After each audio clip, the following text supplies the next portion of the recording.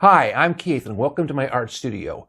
Recently, I've been on a roll with my artwork on my mixed media paper, this little T-Rex head, which I did with colored pencils, which is a lot different than my work right here, which is my angry fish, which I did on canvas. But I have two works of art, including this one right here, that are super well done. And I want to show you, so I put both of those videos on this video for you to watch. And if you want to see somebody make art, this is a great chance. If you want to learn, it's a great chance. I teach. If you just want to be entertained, and I find this stuff entertaining, because I'm an old Bob Ross kid, just stick around. Hi, I'm Keith, and welcome to my art studio, where today I have something so super special, and I am exhausted. Because I made 3 videos today. This is number 3. It's late. I should be in bed, but I'm not. I'm making art for my fan club. And hopefully you're my fan club. And you're going to make lots of comments and subscribe and share this with your friends. But anyway, I've made another T-Rex. This T-Rex has hair on his back and hair on his chest. But he's cool. He's a cool T-Rex. And let me show you what I got here. Look at that baby. Isn't that awesome? Wouldn't you like to make that yourself? Wouldn't you like to hang that in your bathroom or in your living room? I know I would. Maybe I'll go to the store and buy me a frame for it tomorrow, because we're going to go to Lincoln anyway. But if you want to see how I made this awesome T-Rex, just stay tuned. Join me as I take on the challenge of painting a roaring Tyrannosaurus masterpiece for my home. Let's see if I can bring this dino to life on canvas. Today, we're going to paint a stunning, roaring Tyrannosaur masterpiece that will be a striking addition to your home decor. Many people find painting intimidating, especially when it comes to dynamic subjects like dinosaurs. I totally get it, I've been there too. But the key is to break it down into manageable steps.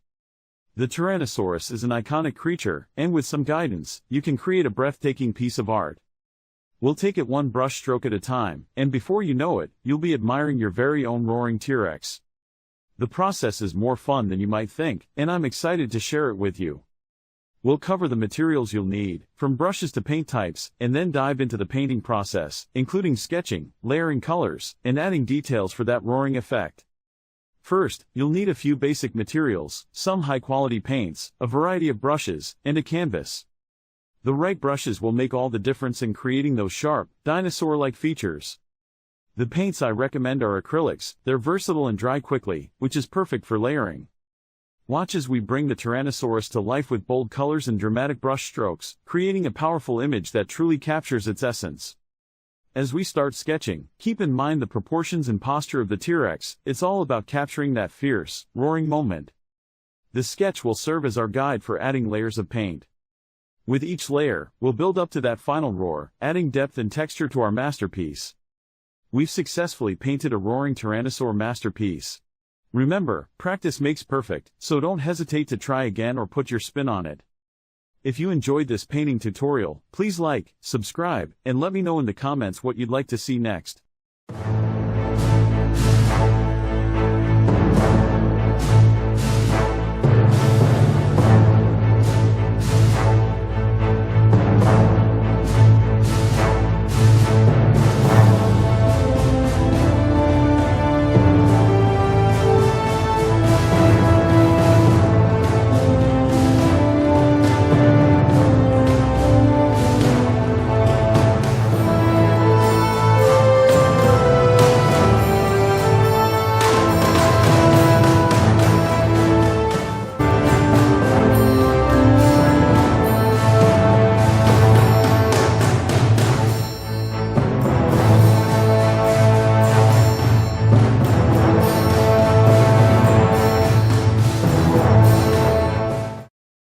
Challenge myself to teach a new art technique each week on my channel, sharing my passion for creativity with all of you. I'm so excited to share with you why I love teaching art on YouTube.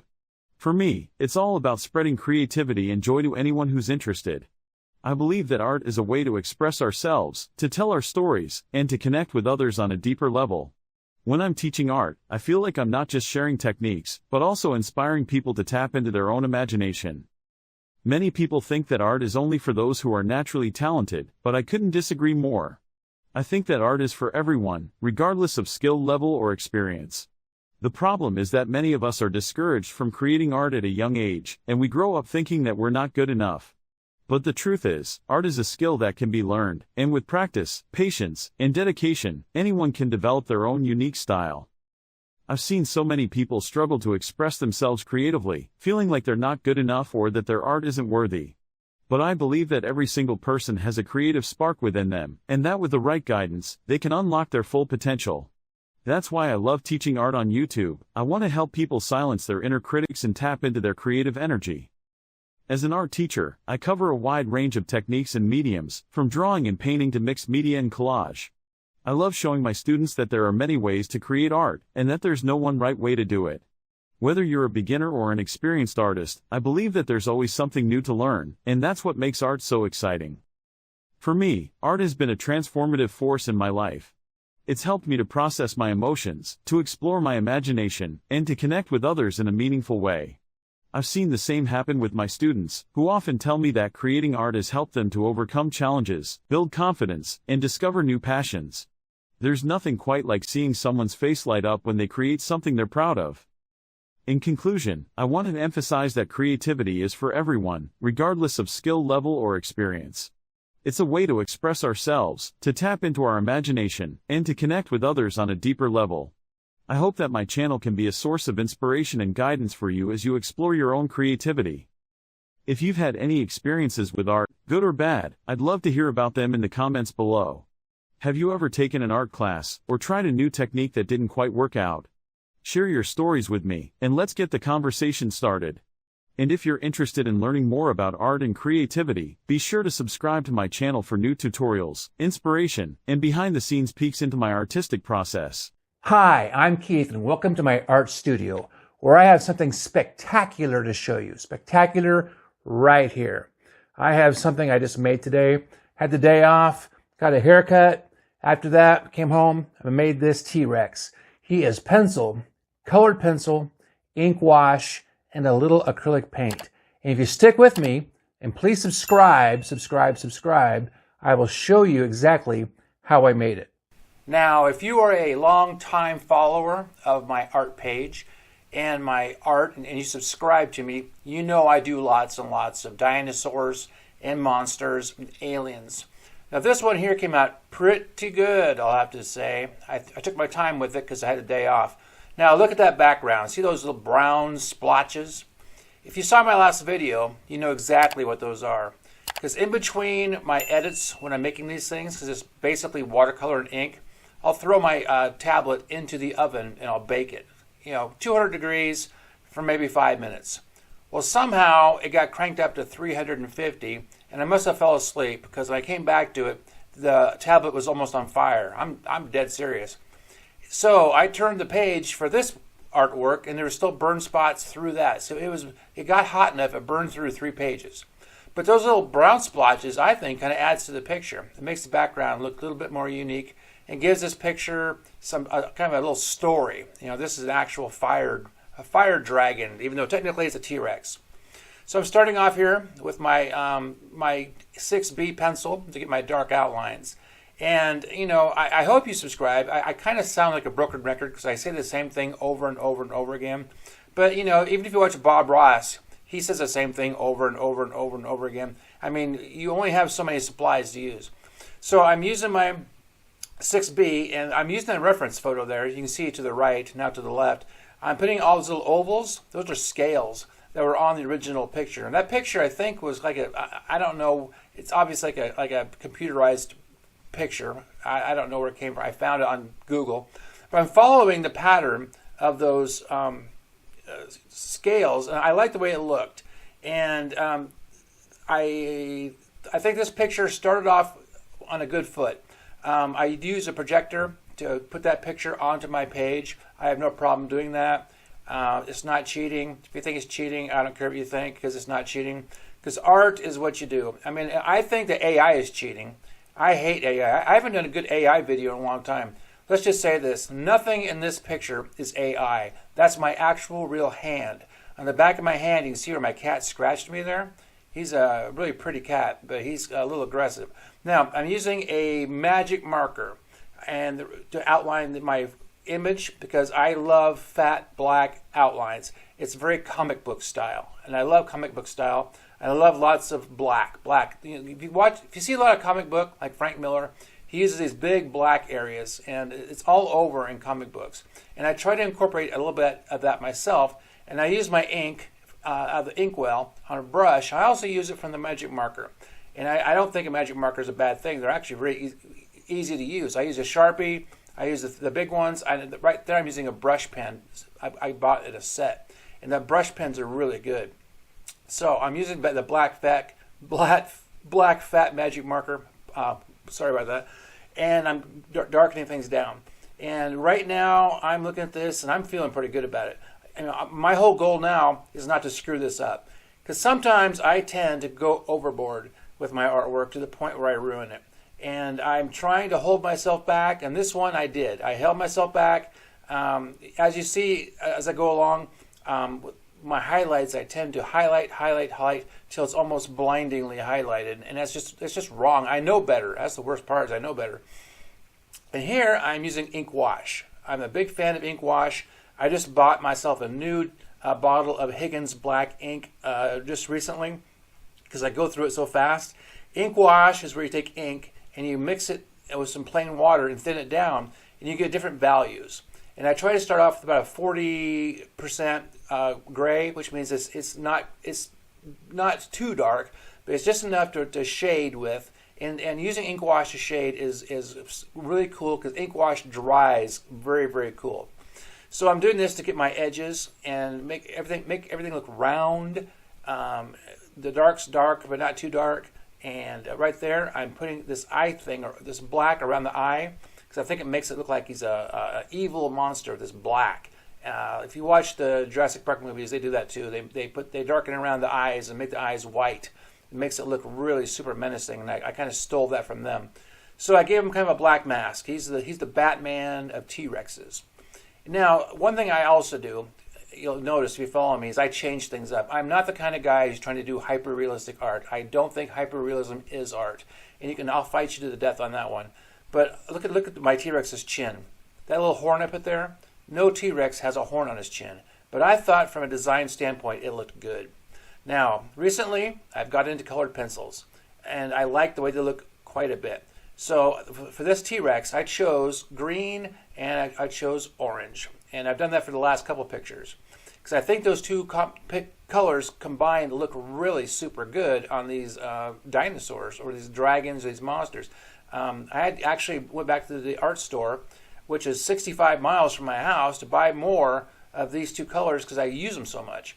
So I have some extra spares. And they're expensive, like $2 or $3 depending on the brand. Prismacolor is not cheap. So, I'm making this art for free. I'm giving this lesson for free. So the least you can do is subscribe to me. Subscribe, follow, and share this with your friends. You know this is cool.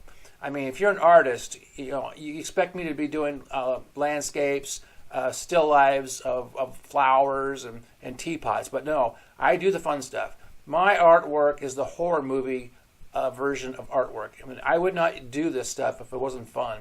So this to me is fun. So that's why I do a lot of monsters, aliens, and T-Rexes and things like that, because I think this is fun. So right now I am going through with a white pencil. White pencils can be really invaluable when it comes to doing some highlights, especially with cross-hatching. It's kind of a reverse cross-hatching. I love the way it looks.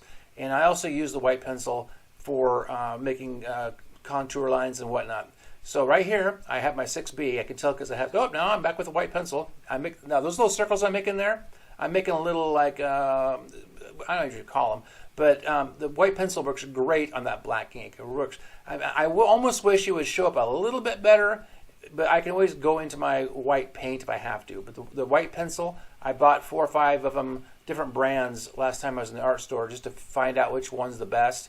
And I think the Prismacolor one actually works the best. They're also the most expensive. You can buy a set of pencils, 20 pencils, and it'll cost you $20. It's pretty expensive stuff for a hobby, you know what? But there's people out there who, they race stock cars and they spend thousands of dollars. I don't do that. I just buy art supplies, and I try not to go overboard. Most of the canvases I got from Goodwill. This tablet here, it's a mixed media tablet. It probably cost me $25-30, but it has 60 sheets in it, and and I can just flip the sheet over, keep on going, and it's easy to store my artwork. Unlike my canvases behind me in this room, where I have like 30 of them, and they're all stacked up, and that's why I kind of went to the paper, because I don't have a storage problem anymore. But right now, I'm putting on some highlights, and this is where I had to hold myself back, because I just said I'm not going to do a whole bunch of highlights, just enough. That's why they're called highlights, just to highlight, not go overboard. And I think I did a good job of holding myself back, because I really wanted this picture to look good. I knew it was good to start with, and I knew if I didn't screw it up, I'd have something cool. So if you want to buy this from me, I will sell it to you. I'll tear it out of that pad, I'll put it in an envelope, and I'll mail it to you. You just make me an offer, and we'll see how we can do. Because I would love to recoup some of my art career money. I went to the university for 4 years. 4 years to be an art teacher. You know what? I'm not an art teacher. I'm a registered nurse. I mean, I just came off of doing 2 12-hour shifts. My feet are killing me. So to sit down with my pens and my pencils and do this is fun. It's relaxing. It's relaxing. But I'd love to pay back some of those student loans with my art. So, just make me a good offer, and we'll see what we can do. This would look awesome in a frame. You could probably hang it in your bathroom, in your kitchen, in your bedroom. I have like 4 or 5 of these in my bedroom, and they're just cool. I got some of them in my dining room. I got a couple in my living room, and my wife puts up with them.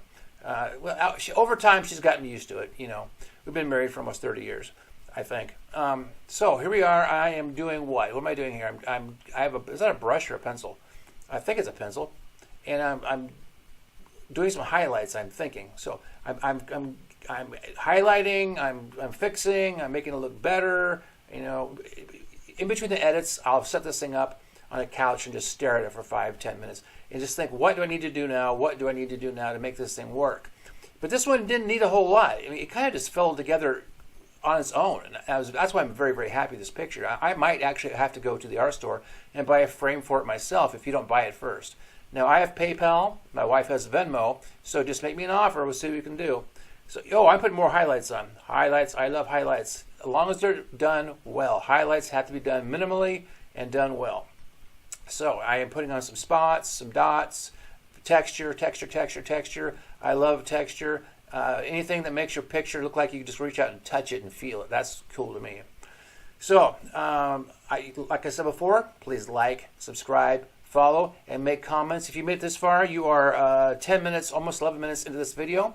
Please make a comment, something nice, something horrible. Say, hey, that what you did there was wrong. I hate that you ruined it. Or say, hey, that eyeball is cool. Just you wouldn't believe, being on YouTube, how few times I actually get any comments on anything I do. And I have like 360 videos, which means I have 360 works of art for you to go back and look at. So you can go through my list and see. I do acrylics, I do watercolors, I do pencil, pen and ink, I do all kinds of things. And you can just go through and look at all that stuff. So I'm coming towards the end here. Don't click off yet. What am I doing? Oh, I'm going back over with some more ink wash to darken down some of the edges, because I thought it needs to be a little bit more dynamic, a little bit more. So please like and subscribe and like and comment. And I really, really appreciate if you made it, because now you're into almost 12 minutes of my T-Rex with a horn on its chin. And I love adding things to dinosaurs oh, there's this pupil. There's this little tiny pupil on his white eye. Thank you again.